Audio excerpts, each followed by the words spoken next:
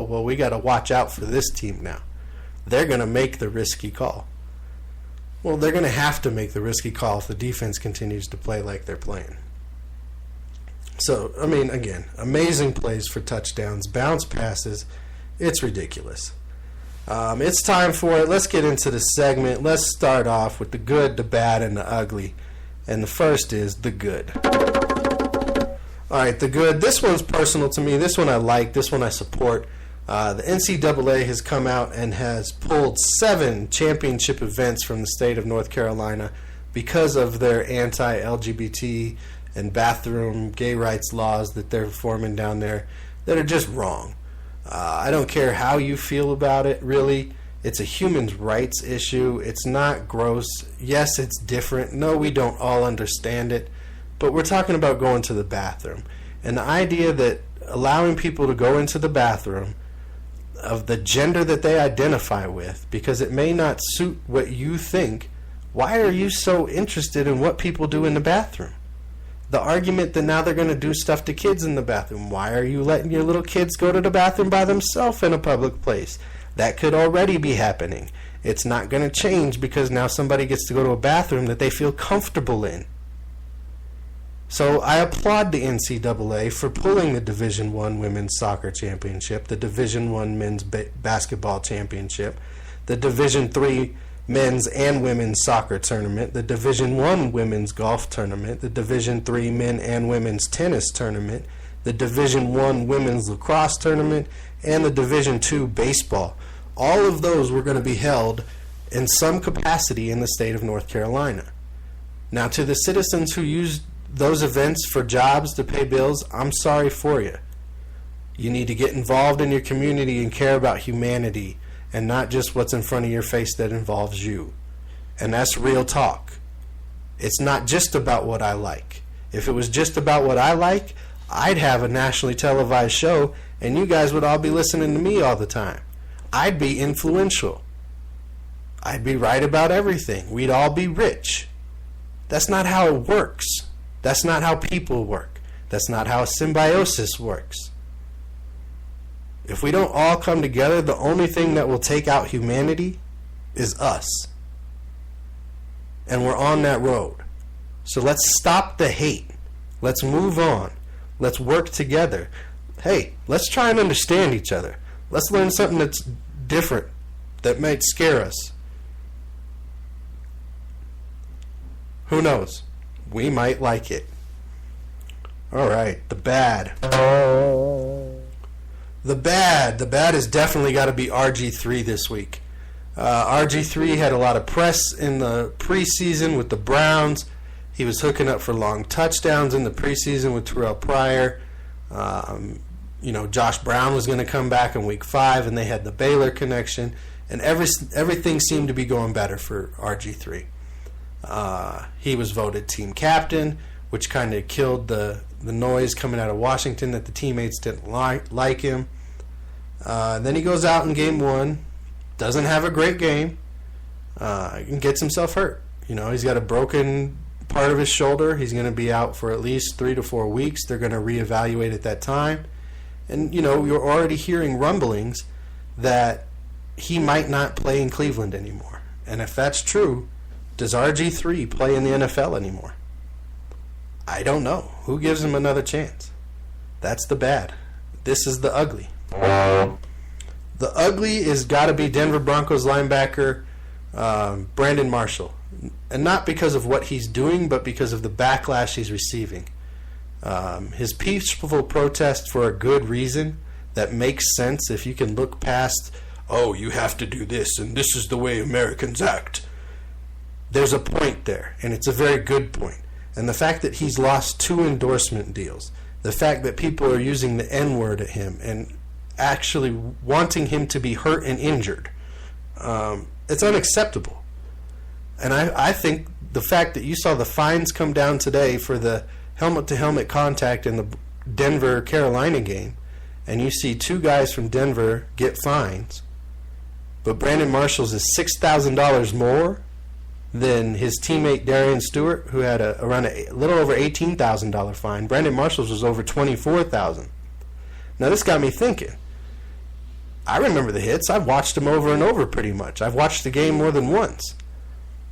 Both players left their feet. Both players launched themselves. Both players led with their shoulder. Both players' heads collided with Cam Newton's head. Pretty much the same play. Pretty much the same tackle. So why would one be $6,000 more? Well, let's see. One player decided to take a knee and protest, and one player didn't. Now, will the NFL ever come out and say, oh, this is the reason we did it? No. They can say one was more egregious. Cam got knocked down and couldn't get back up after this one. This one looked worse on tape. There will never be any paper trail or any knowledge of that actually happening. But I have to believe, based on what's going on in the game and the protests that are going on, and rewatching those hits even today after the fines came out, that he's being punished for protesting. And that's ugly, and it's wrong. And that's exactly what they're talking about with these protests. You know, some teams actually might want to protest their color uniforms, actually. If you guys don't know, if you haven't heard, I'm sorry for you not being able to follow your favorite team well enough. But the Color Rush uniforms for the 2016 season have been announced for all 32 teams. Now wait. Not all 32 teams get to wear their jerseys. 8 teams don't. If you play on Thanksgiving, you don't get to wear them unless you have another Thursday night game. If you're playing a team that happens to have the same color as you, and you're not the home team, you don't get to wear your jersey either. You just get to sell it for profits. And, you know, some of the money's going to charity. Now, this burns me because, you know, as a Lions fan, I was excited for a different uniform. We haven't had a throwback or an alternate jersey in a few seasons. And, you know, we went all black. I was hoping for a black helmet. We didn't go that route, but we went all black uniforms. Really liked them. Not going to get to wear them. I like the Broncos uniforms. They changed up the helmet. They went back to the old D with the dark blue. I like the old all-orange look. It's a good alternate jersey uniform. I wouldn't, you know, take it and replace anything with it at this point, but it's a good alternate jersey. I really like the Packers uniform. They're all white uniform. There's a few teams that went with white, and the white ones, you know, they turned out pretty well. But the Packers look really good. They look slick in all white. The Giants, the G-men, they look really slick. They're all white uniform with the pinstripe and the blue helmet. It looks nice. And, you know, I like the Vikings all purple. I don't like the Ravens purple as much. Their gold doesn't look as good as the Vikings yellow does, or, you know, whatever the official team color is. But I like the Vikings purple. It's going to be really cool in their stadium with the purple lights and everything they got going on. Teams I didn't like, didn't really like Washington's uniform with the all yellow. It's kind of an eyesore. A lot of people like Seattle's all green, that neon lime thing. I'm not a big fan. Didn't like Jacksonville's gold uniform or Miami's orange one once I saw the whole thing. It just doesn't look good with the white helmet on top. And yeah, that's the Color Rush. You know, you may disagree with me. I think a lot of the teams should have gone ahead and done the helmets along with the jerseys and pants just to do a whole theme, but they didn't. Like the Lions, if they would have gone to a black helmet, that would have been really cool, I think. And, you know, it's exciting. It's different. Everybody looks forward to it. There was a lot of speculation and a lot of leaks and all that kind of stuff leading up to this. So it's cool. We'll see how they all look in gameplay as the season goes along. Let's get to some other stories this week. I got to rep my Lions, of course, on the show, especially when they do stuff good. Lions punter. He special teams player of the week this week, Sam Martin. And he averaged over 55 yards on a punt after the return. It was a great week for him as a punter. Very proud of the guy. Hopefully we don't have to punt quite as much this week against Tennessee. If you guys haven't seen this video of the 8-year-old playing rugby, please go check it out right now. Stop listening to my show for a minute. Go over to your device, Google, Bing, Yahoo, 8-year-old rugby beast, and you will see the most amazing little kid just blowing people up playing rugby. You got to check out this video. A team in Texas, Leakey High School, Texas, ran a play where the center snapped the ball, went in motion after the snap, received the handoff, rolled out, passed, and completed a touchdown. I've never seen a play like this before, but coming out of Texas, what can you expect, right? WADA. WADA was attacked. World Athletic Drug Association, or whatever that stands for. The big Olympic drug testers were hacked by a Russian group, what were they called? The Lazy Bears or the Smooth Bears or something Bears, these Russian hackers. And they leaked medical records of people like Simone Biles and the Williams sisters. And this happened a week after Russian athletes were banned for doping. And we all know they have a state-run program basically for doping. It's too many athletes. They didn't all get together individually or by themselves and accidentally all do the same cycles. It was being given to them by the Olympic Committee there in Russia. And now they're hacking to try and expose everybody else. Well, it turns out these athletes had exemptions. They have medical diagnoses that explained why they would have been taking the substances that were found in their system. So, it's the day we live in. We're going to hack, we're going to hate, we're going to want to find something bad about our competitors, and that's what's going on here. It's a little ridiculous. It's gotten out of hand, in my opinion. It needs to go away, and we just need to go back to, sports, but whatever. One guy who does that is this USA Paralympic sprinter, David Brown. Did the 100-meter dash, and this is the event that we consider the fastest man in the world. These athletes were all blind. They do have guides that run next to them down the track.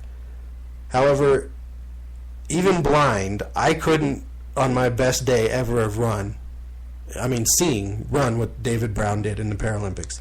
He set a Paralympic Paralympic record with a 10.99 100-meter dash. That's amazing when you can't see where you're going. Are you kidding me? Understand that. That is as inspirational and as awesome a sports story as Bailey Matthews, the 9-year-old with cerebral palsy, who did his triathlon. Great stories coming out of sports. And it's that time in the show. It's time to get real.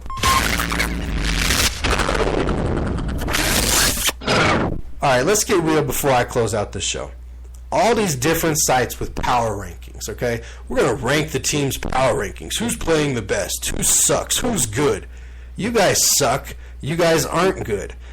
All the power rankings that came out for the NFL after week 1, they're all different. Some people have the Packers ranked number 1. Are you kidding me? They barely beat Jacksonville.